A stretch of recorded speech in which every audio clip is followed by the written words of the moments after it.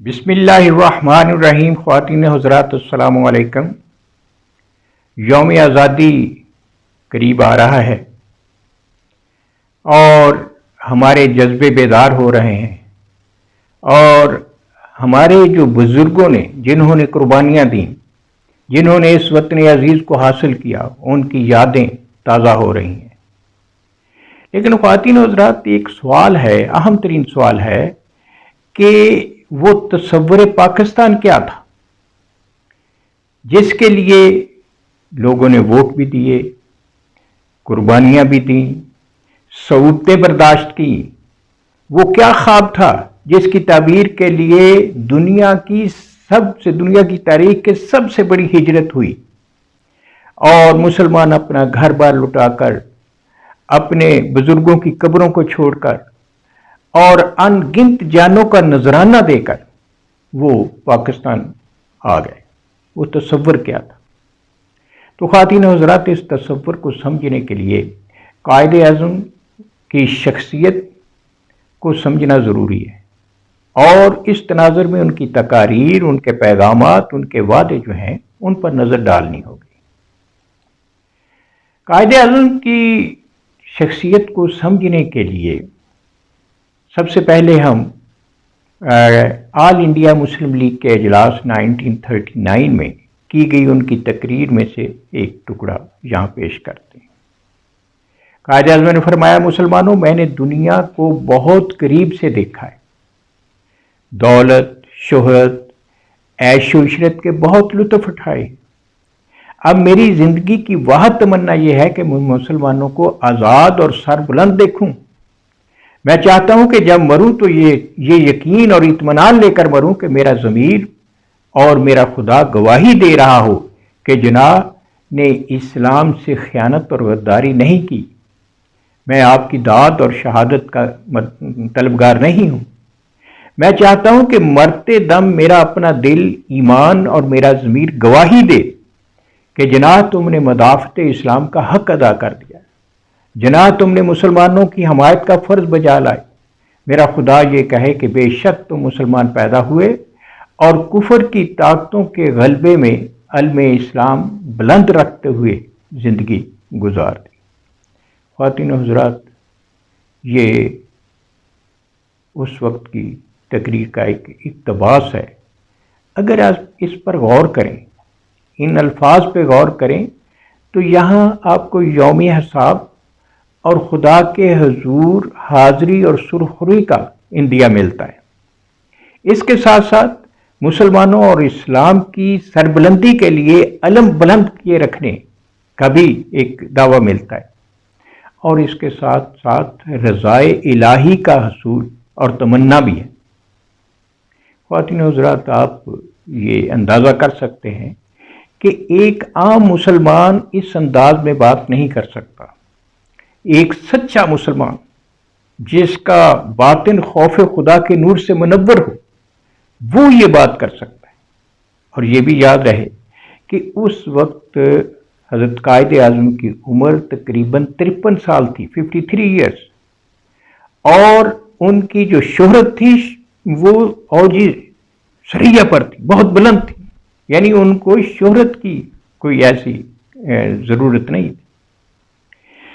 پھر آپ دیکھیں کہ انہوں نے جو پاکستان کی بنیاد رکھی، اس کے بعد اس کے آئین، اس کے قانون کی بات کی، تو شریعت اسلامی کی بات کی. 14 فروری 1947 کو شاہی دربار سبی بلوچستان میں تقریر کرتے ہوئے کہا: میرا ایمان ہے کہ ہماری نجات اس اسوہ حسنہ پر چلنے میں ہے جو ہمیں قانون عطا کرنے والے پیغمبر اسلام صلی اللہ علیہ وسلم نے دیا ہے. ہمیں چاہیے کہ ہم جمہوریت کی بنیاد صحیح معنوں میں اسلامی تصورات اور اصولوں پر رکھیں.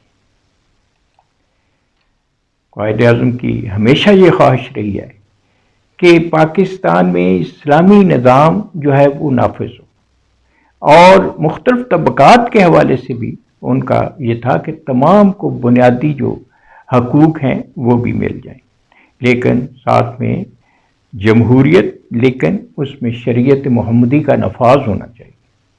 اس حوالے سے اگر آپ 25 نومبر 1948 کو عید میلاد النبی صلی اللہ علیہ وسلم کے موقع پر کراچی بار ایسوسی ایشن کے استقبالیے میں ان کی تقریر ملاحظہ فرمائی۔ قائد اعظم نے اس وقت بڑے ٹوک الفاظ میں فرمایا، میں ان لوگوں کے عزائم نہیں سمجھ سکا جو جان بوجھ کر شرارت کر رہے ہیں اور یہ پراپیگنڈا کر رہے ہیں کہ پاکستان کے آئین کی بنیاد شریعت پر نہیں ہوگی۔ ہماری زندگی پر آج بھی اسلامی اصولوں کا اسی طرح اطلاق ہے جس طرح 1300 سال پہلے ہوتا تھا۔ اسلام نے ہمیں جمہوریت سکھائی ہے اور مساوات اور انصاف کا سبق دیا ہے، اس لیے کسی کو بھی خوف زدہ ہونے کی ضرورت نہیں ہے۔ قائد اعظم محمد علی جناح نے بارہا یہ کہا اور پھر قانون بنانے کے لیے کوشش بھی کی۔ جولائی 1947 میں جبکہ قائد اعظم محمد علی جناح دہلی میں 10 اورنگزیب روڈ پر قیام پذیر تھے تو علماء کے ایک گروپ نے مبارکباد دینے کے لیے وہاں گیا، تو انہوں نے ایک سوال کیا تھا کہ اب جب کہ اللہ کے فضل و کرم سے پاکستان بن گیا ہے، آپ فرمائیں کہ پاکستان میں آئین کون سا ہوگا؟ اس پر قائد اعظم محمد علی جناح نے فرمایا تھا، پاکستان میں قرآنی آئین ہوگا۔ میں نے قرآن پاک میں ترجمہ پڑھا ہے اور میں پختہ یقین رکھتا ہوں کہ قرآنی آئین سے بڑھ کر کوئی آئین نہیں ہو سکتا۔ میں نے مسلمانوں کا سپاہی بن کر پاکستان کی جنگ جیتی ہے۔ قرآنی آیات کا ماہر میں نہیں ہوں، آپ اور آپ جیسے علماء ہیں۔ میرا مشورہ یہ ہے کہ آپ دوسرے علماء کے ساتھ سر جوڑ کر بیٹھیں اور اپنے نئے ملک پاکستان کے لیے قرآنی آئین کا مسودہ تیار کریں۔ خواتین و حضرات، آپ دیکھیں، ان کی تقاریر اٹھا کر دیکھیں، کوشش بھی ہے اور آگے ڈیوٹیز بھی لگائی جا رہی ہیں۔ اس وقت جو حالات ہیں، جو تصور پاکستان قائد اعظم کا تھا، اس سے ہم بہت دور ہیں۔ ہم بہت دور ہیں۔ جنہوں نے پاکستان بنایا، جو تنظیمیں جماعتیں پاکستان بنانے والی تھیں، وہ بھی پیچھے ہٹ گئیں، اور جو نہیں تھے وہ آگے بڑھ گئے۔ اور اب حالت یہ ہے کہ اسلام کا نام لینے والی جماعتیں بھی اسلام کا نام نہیں لیتی۔ یہ ایک المیہ ہے۔ پاکستان کا تو بنا ہی لا الہ الا اللہ محمد رسول اللہ کے نام پر تھا۔ اللہ تبارک و تعالی ہمیں توفیق عطا فرمائے کہ اس ملک میں وہ آئین نافذ ہو جس کے لیے یہ اس پاکستان بنایا، اور بانی پاکستان کا جو تصور پاکستان ہے اس کے ساتھ ہم چلیں۔